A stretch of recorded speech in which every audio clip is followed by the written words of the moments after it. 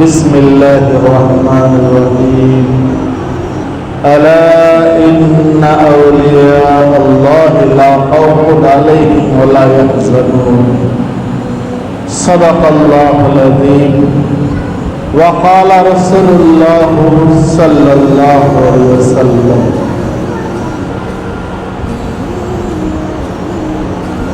العلماء ورثة الأنبياء أو كما قال رسول الله صلی اللہ علیہ وسلم۔ معزز سامعین کرام، حاضرین مجلس، عزیز بچوں اور گھروں میں بیٹھی ہوئی پردہ نشین خواتین، اللہ تبارک و تعالی نے اس دنیا کے نظام کو نیک لوگوں کی محنت پر، ان کی جد و جہد پر، ان کی کوشش پر رکھ دیا ہے۔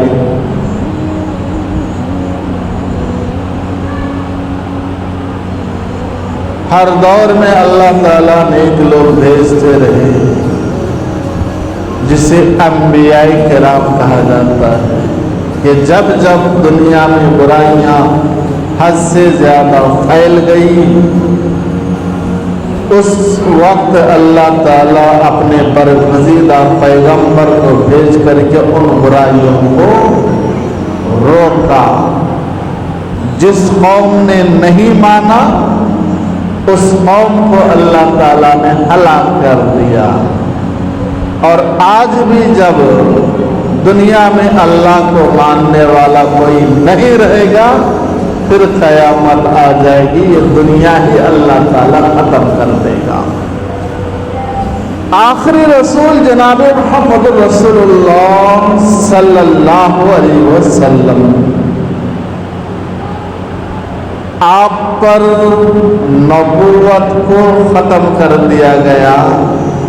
آپ آخری رسول ہیں، ما کان محمد ابا احد من رجالکم ولکن رسول اللہ وخاتم النبیین۔ آپ صلی اللہ علیہ وسلم آخری رسول ہیں۔ آپ کے مشن کو اس امت پر قیامت تک کے لیے لاگو کیا گیا، جاری کیا گیا۔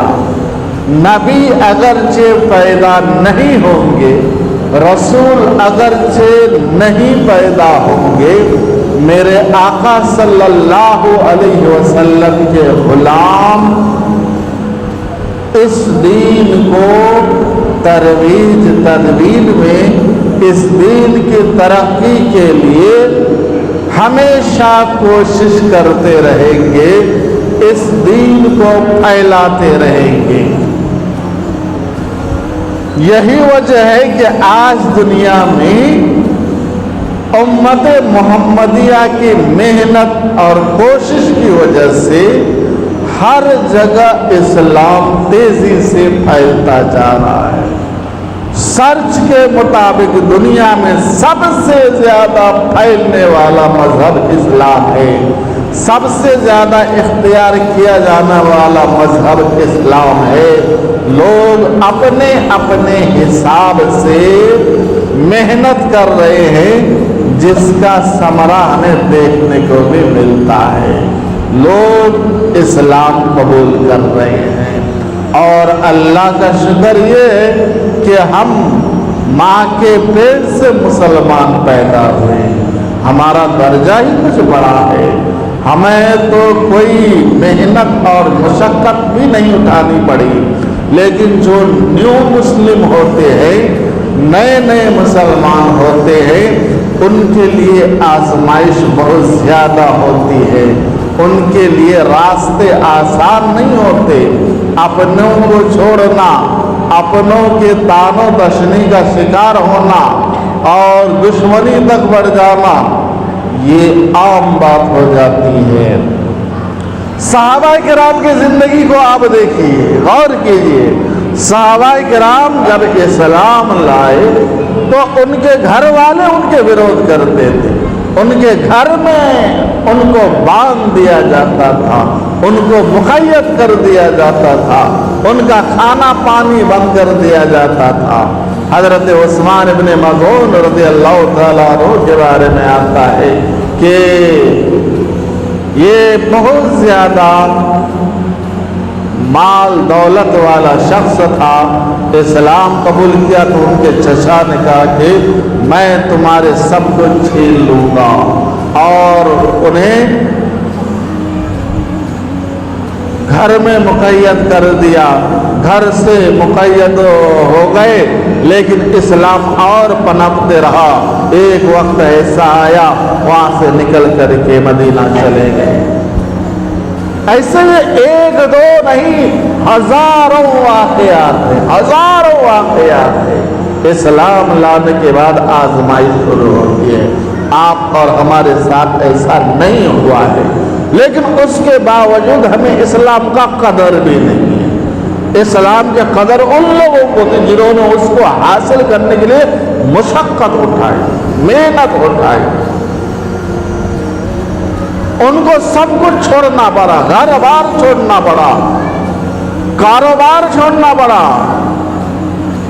رشتے ناطے ہر چیز قربان کرنا پڑا، جب جا کر کے ان کو اسلام نصیب ہوا۔ مار کھانا پڑا، لات کھانا پڑا، غصہ کھانا پڑا، ان کو پیروں میں رسیاں دے کر کے گھسیٹا گیا، ان کو مکہ کے گلیوں میں گھسیٹا گیا، ان کے اوپر ظلم کی انتہا کر دی گئی، ان کو مار دیا تک گیا، اتنے تکلیفیں اٹھائی۔ تو اللہ تبارک و تعالیٰ کے دین کو غالب ہونا تھا۔ الیوم اکملت لکم دینکم واتممت علیکم نعمتی ورضیت لکم الاسلام دینا۔ دین اسلام کو غالب کیا اللہ تعالیٰ، اسلام غالب آیا اور لوگ جھوک در جھوک اسلام قبول کرنے لگے۔ وَرَأَيْتَ النَّاسَ يَدْخُلُونَ فِي دِينِ اللَّهِ أَفْوَاجًا۔ آپ دیکھیں گے کہ لوگ دین اسلام میں جھوک در جھوک، گروہ در گروہ داخل ہوتے جائیں۔ ایسا ہوا۔ اس آیت کے نزول کے 80 یا 84 دن کے بعد حضور اکرم صلی اللہ علیہ وسلم دنیا سے انتقال کر گئے، دنیا سے پردہ فرما گئے۔ یہ آیت جب نازل ہوئی، الیوم اکملت لکم دینکم واتممت علیکم نعمتی ورضیت لکم الاسلام دینا، اللہ تعالیٰ نے ہمارا دین مکمل کر دیا، کامل کر دیا۔ نبی کریم صلی اللہ علیہ وسلم نے صحابہ کرام کو خوشخبری سنایا، دین اسلام کامل ہو گیا۔ آدم علیہ السلام کا دین کامل نہیں ہوا تھا، وہ تھوڑا ناقص تھا۔ پھر اللہ تبارک و تعالیٰ نے ادریس علیہ السلام کو پیدا کیا، ان کے دین بھی کامل نہیں ہوا۔ پھر نوح علیہ السلام کو پیدا کیا، ان کا دین کامل نہیں ہوا۔ پھر حضرت داؤد علیہ السلام کو پیدا کیا، ان کا دین کامل نہیں تھا۔ ابراہیم علیہ السلام کو پیدا کیا، ان کا دین بھی کامل نہیں تھا۔ اسماعیل علیہ السلام کو پیدا کیا، یعقوب علیہ السلام کو پیدا کیا، ان کا دین بھی کامل نہیں تھا۔ یوسف علیہ السلام کو پیدا کیا، ان کا دین کامل نہیں تھا۔ سلیمان علیہ السلام کو پیدا کیا، ان کا دین بھی کامل نہیں تھا۔ موسیٰ علیہ السلام کو پیدا کیا، ان کا دین بھی کامل نہیں تھا۔ عیسیٰ علیہ السلام کو پیدا کیا، ان کا دین بھی کامل نہیں تھا۔ عیسیٰ علیہ السلام کا دین بھی کامل نہیں تھا۔ عیسیٰ علیہ السلام کے 570 سال کے بعد، 470 سال کے بعد حضور اکرم صلی اللہ علیہ وسلم دنیا میں تشریف لاتے ہیں۔ اب یہ دین کامل ہو گیا۔ الیوم اکملت لکم دینکم واتممت علیکم نعمتی ورضیت لکم الاسلام دینا۔ آج میں نے دین اسلام کامل مکمل کر دیا، اپنی نعمتیں پورا کر دیا، اور میں دین اسلام سے راضی ہو گیا۔ یہ اللہ تعالیٰ فرماتے ہیں۔ یہودی لوگ حضرت عمر رضی اللہ تعالیٰ عنہ سے کہنے لگے، تمہارے پاس ایک ایسی آیت نازل ہوئی ہے، وہ آیت اگر ہم پر نازل ہوتی اس دن ہم عید مناتے، خوشیاں مناتے تھے، خوشیاں مناتے تھے اس دن ہم۔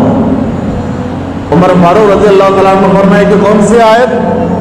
تو یہودی عالم نے کہا کہ الیوم اکملت لکم دینکم واتممت علیکم نعمتی ورضیت لکم الاسلام دینا۔ حضرت عمر فاروق رضی اللہ تعالیٰ عنہ نے برجستہ جواب دیا، ہمیں معلوم ہے یہ آیت کب نازل ہوئی، کہاں نازل ہوئی؟ نبی کریم صلی اللہ علیہ وسلم زندگی کے آخری حج ادا کر رہے تھے، عرفات کے میدان میں تھے، اپنی اونٹنی پر سوار تھے، 1,60,000 صحابہ کرام آپ صلی اللہ علیہ وسلم کے ساتھ حج کر رہے تھے۔ اس وقت یہ آیت نازل ہوئی۔ عید سے ایک دن پہلے، عرفہ کا دن بھی معمولی دن نہیں ہے، عرفہ کے دن روزہ رکھنا 2 سال کے روزہ رکھنے کے برابر ثواب ہے۔ ہمارے لیے عید پہلے سے ہی موجود ہے، ہم شروع سے ہی اس آیت کے ساتھ عید مناتے ہوئے آئے ہیں۔ یہ بشارت جب صحابہ کرام آپس میں ایک دوسرے کو دینے لگے تو حضرت عمر صدیق رضی اللہ عنہ کونے میں جا کر کے رو رہے تھے۔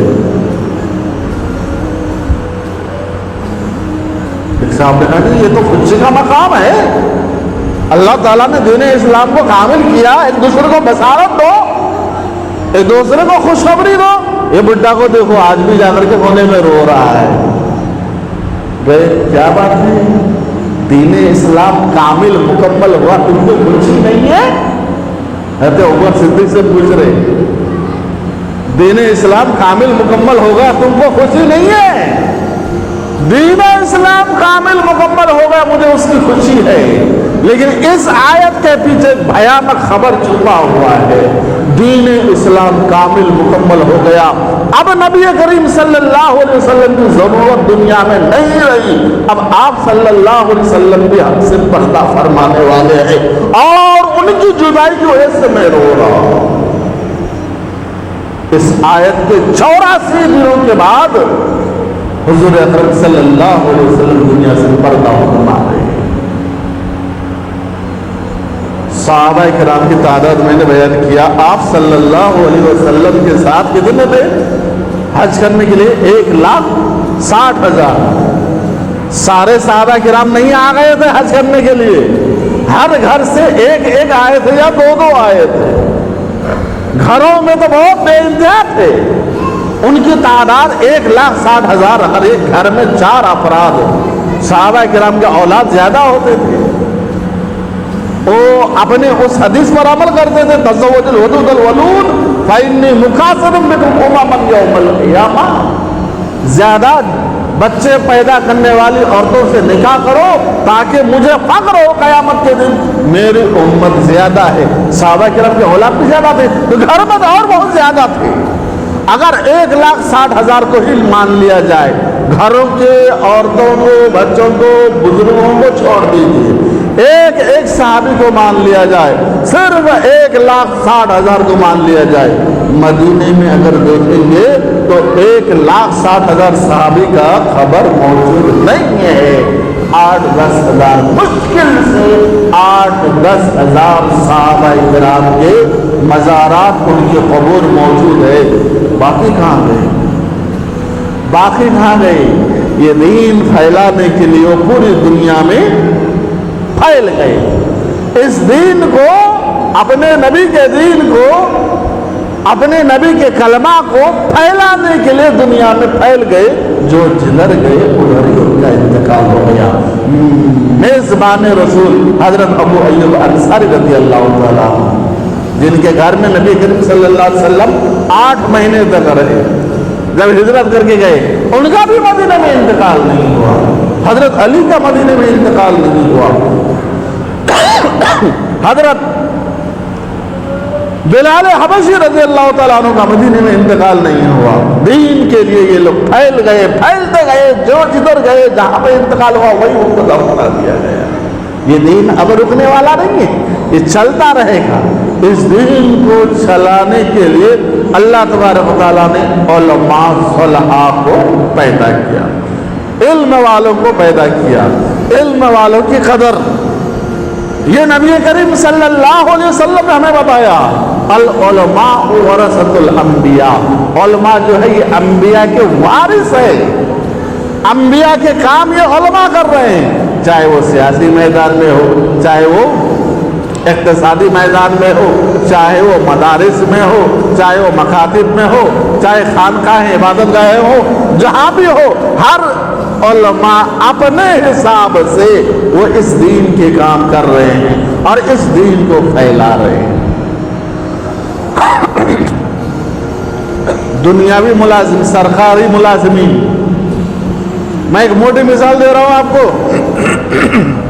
सरकारी मुलाजिमीन जिनके लाखों हजारों लाखों तनखे होते हैं, उनकी सैलरी होती है, फिर भी अगर उनको ईद में या दिवाली में बोनस ना मिले मुंह फुला लेते हैं और स्ट्राइक कर देते हैं।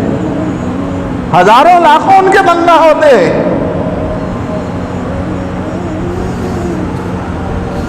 अगर ये इल्म वाले उलमा सुलहा बुजुर्गाने दीन वैसे ही हमेशा के लिए नहीं, ज्यादा नहीं, सिर्फ और सिर्फ एक दिन की स्ट्राइक कर ले, एक दिन की अगर ये उलमा सुलहा स्ट्राइक कर ले कि एक दिन हम अपने घर में रहेंगे, तो याद रखिए जिस दिन ये उलमा और सुलहा स्ट्राइक करेंगे उस दिन ना मसाजिद से अजानों की आवाज आएगी, ना मसाजिद में इमाम होंगे, ना उस दिन के मरने वालों की जनाजे की नमाज होगी, ना उस दिन कोई निकाह होगा, ना उस दिन के बच्चा पैदा होने पर उन बच्चों के कोई कान में अजान देने वाले हो। ये हकीकत है नहीं है, हकीकत है ये। उलमा इल्म वालों की कदर कीजिए, इल्म वालों के पैर की जूती भी बहुत बड़ा काम कर जाती है। एक मिसाल सुनाता हूं मैं आपको, एक वाक़या सुनाता हूं। महबूब सुबहानी हजरत निजामुद्दीन औलिया रहमतुल्लाह अलैह का बहुत बड़े बुजुर्ग गुजरे हैं। ये आपके मज़ार आज भी दिल्ली में है, आज भी हजारों लाखों लोग आपके मज़ार हर दिन शर्फ तशर्रुफ बखसते हैं। आप देखना, उनकी ज़ियारत करना अपने लिए फख्र समझते हैं। हजरत निजामुद्दीन रहमतुल्लाह अलैह, उनके एक शागिर्द थे अमीर खुसरू रहमतुल्लाह अलैह, बहुत बड़े शायर गुजरे, दरबारी शायर सुल्तान मोहम्मद तगलुक बादशाह, इनका दरबारी शायर था अमीर खुसरू। लेकिन हजरत निजामुद्दीन रहमतुल्लाह अलैह के मुरीद थे, हजरत निजामुद्दीन रहमतुल्लाह अलैह के मुरीद थे। वाकया ये हुआ, हजरत निजामुद्दीन रहमतुल्लाह अलैह के पास एक सादात घराने से एक साहब आए, आकर कहने लगे हजरत सादात हूं, कहीं हाथ नहीं फैला सकता, भीख नहीं मांग सकता, ज़कात नहीं ले सकता, मेरी कुछ मदद कीजिए, बच्चियां हैं, जिम्मेदारियों के तले दब चुका हूं, बच्चियों के निकाह का इंतजाम करना है, मेरी कुछ मदद कीजिए। महबूब सुबहानी हजरत निजामुद्दीन औलिया रहमतुल्लाह अलैह ने कहा कि भाई अभी तो मेरे पास कुछ नहीं है, खैर तुम इंतजाम करो और कुछ आते ही मैं तुम्हें अता कर दूंगा। अपने खादिम से कहा कुछ है, खादिम ने कहा कुछ भी नहीं। एक दिन इंतजार किया, 2 दिन इंतजार किया, 3 दिनों तक इंतजार करा, कुछ कहीं से कुछ नहीं आया। तो ये अपने दिल में सोचा कि अपने आप को बहुत बड़ा वली कहता है, अरे इनके पास तक 2 रुपए के तक भी कोई नजराना नहीं आया, बेकार मैंने सुना कुछ और देखा यहाँ पे कुछ। कहा कि नहीं, अब यहाँ वक्त मुझे खराब नहीं करना है, चले जाना है। सुबह गए, हजरत मैं जा रहा हूँ घर। तो हजरत निजामुद्दीन औलिया रहमतुल्लाह अलैह ने कहा कि मुझे अफसोस है कि मेरे पास तुम्हें देने के लिए कुछ नहीं है, तुम्हें देने के लिए कुछ नहीं है मेरे पास। हाँ एक काम करो, मेरी जूतियां हैं, मेरे नालैन है, इसको तुम लेकर के जाओ। नालैन को एक कपड़ा में लपेट करके उस सादात को आपने अपने हाथों से दिया कि इसे बेचना चाहो बेच दो, जो करना चाहो करो और इससे अपना काम चला लेना। अब वो दिल में सोचने लगा कि मेरे साथ और भोंडा मजाक किया, पहली बात तो मेरी मदद नहीं की, अब ये मेरे टूटे फूटे नालैन मुझे दिया, मेरे साथ और भोंडा मजाक किया। खैर लिए था कि बाहर जाकर के फेंक देता हूँ, अब यहाँ फेंकूंगा तो अच्छा नहीं लगेगा, बाहर जाकर के फेंक देता हूँ। इसे हाथ में लेकर के चल दिए। रात के वक्त अपना घर जाना था, तो जाने से पहले उसको रात बहुत ज्यादा हो गई, तो एक जगह वो सो गया और उन नालैन को अपने सर के नीचे रख करके सो गया। सोता है आदमी तो उसको तकिया चाहिए, ऊंची चीज चाहिए, तो नालैन को ही सर में लगा करके सो गया। उधर सुल्तान मोहम्मद तगलुक बादशाह एक जगह से जंग करके फतह हासिल करके शहर दिल्ली में दाखिल हो रहे थे, लेकिन दाखिल होने से पहले रात हो गई। तो उन्होंने कहा कि आज यहीं पे डेरा डालो। खेमे लगाए गए और जहां पर खेमे लगाए गए वहां से कुछ ही दूर पर वो आदमी सो रहा था। हजरत अमीर खुसरू रहमतुल्लाह अलैह को खुशबू आने लगी। अमीर खुसरू रहमतुल्लाह अलैह को खुशबू आने लगी। वो सूंघते सूंघते उस खुशबू का पीछा किया। ये खुशबू किसकी थी? उनके पीर मुर्शिद हजरत महबूब सुबहानी निजामुद्दीन औलिया रहमतुल्लाह अलैह की जूतियों की। सूंघते सूंघते उसका पीछा किया तो जाकर के मालूम हुआ कि यहाँ पे आदमी के सिराने से खुशबू आ रही है। उसको जगाया, जगा करके अमीर खुसरू ने कहा कि अगर मैं झूठ नहीं बोल रहा हूं तो तुम हजरत निजामुद्दीन औलिया के दरबार से आ रहे हैं। उसने कहा कि अच्छा पहचाने तुमने, मैं गया था वहां को, मैं तो कुछ और सोच करके गया था, लेकिन मेरे साथ बहुत भोंडा मजाक किया। उससे पहले कुछ ऐसे अशआर सुल्तान मोहम्मद तगलुक के दरबार में उन्होंने पढ़ा कि उस दौर में राइजुल वक्त सिक्का 7 लाख रुपए अमीर खुसरू को बादशाह ने अता किया। जिस दौर में 10 रुपए 15 रुपए भरी सोना थी, एक तौला सोना की कीमत 10 रुपए 15 रुपए। उस दौर में सुल्तान मोहम्मद तगलुक ने अमीर खुसरू को 7 लाख रुपए खुशी के तौर पर, जब खुश हो गए तो दिया था। उन पैसों को साथ में रखे थे अमीर खुसरू, उन पैसों को लेकर के चले तो कहा कि देखो तुम्हारे पास क्या है? लेकिन मेरे पास जूते हैं, हजरत ने मेरे साथ मजाक किया, 3 दिन तक अपने पास रखा और कुछ मुझे दिया नहीं, आते वक्त और मेरे साथ भोंडा मजाक किया, मुझे अपने टूटे फूटे जूते दे दिए। हजरत अमीर खुसरू रहमतुल्लाह अलैह ने कहा कि ये जूते मुझे दे दो, तुम क्या कीमत लेना चाहते हो? ये जूते मुझे दे दो, जो इसकी कीमत है मैं देने के लिए तैयार हूं। और याद रखो अभी मेरे पास सिर्फ 7 लाख रुपए है, ये 7 लाख रुपए तुम रखो, ये दोनों जूतियां मुझे दो, मैं दिल्ली पहुंचूंगा, घर पहुंचूंगा, इतने ही पैसे और तुम्हें दूंगा। हजरत अमीर खुसरू रहमतुल्लाह अलैह ने जूती लिया, लेकर के घर चले गए। अब दूसरे दिन अपने मुर्शिद से मिलने के लिए हजरत अमीर खुसरू हजरत निजामुद्दीन औलिया रहमतुल्लाह अलैह के दरबार में तशरीफ ले गए। निजामुद्दीन औलिया रहमतुल्लाह अलैह ने मुस्कुराए कर ले कि खुसरू मेरे लिए क्या लाए हो? कहाँ थे? जंग के लिए गया था हजरत, मेरे लिए क्या लाए हो? मैंने कहा हजरत कुछ नहीं, आपकी जूतियां वापस लाया हूं, आपकी जूतियां वापस लाया हूं। मेरी जूतियां वापस लाए? हाँ, आपकी जूतियां वापस लाया हूं। कितने में लिए? حضرت 7 لاکھ میں آپ کی جوتیاں میں نے خریدا۔ حضرت نظام الدین اولیاء رحمت اللہ علیہ نے کہا کہ میری جوتیوں کی قیمت اتنے کم؟ اس دور میں 7 لاکھ روپے میں ان جوتیوں کو خریدا، تو بھی حضرت نظام الدین اولیاء رحمت اللہ علیہ نے مسکراتے ہوئے کہا امیر خسرو میری جوتیوں کی اتنا کم قیمت لگایا، خیر جو بھی کیا تو نے بہت اچھا کیا، اس بھلے آدمی کے گھر کے سارے فرائض پورے ہو جائیں گے۔ تو یہ اللہ والوں کی جوتیاں بھی کام آتی ہے، اللہ والوں سے مل کر کے رہنا ہے، ان کی وجہ سے یہ دین آگے بڑھ رہا ہے، ان کی وجہ سے یہ دین کے کام جاری ہے۔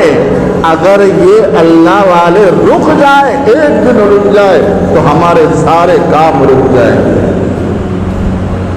نیک لوگوں کے صحبت میں رہیے، اچھے لوگوں کے صحبت رہیے، علماء صالحہ کی قدر کیجیے کہ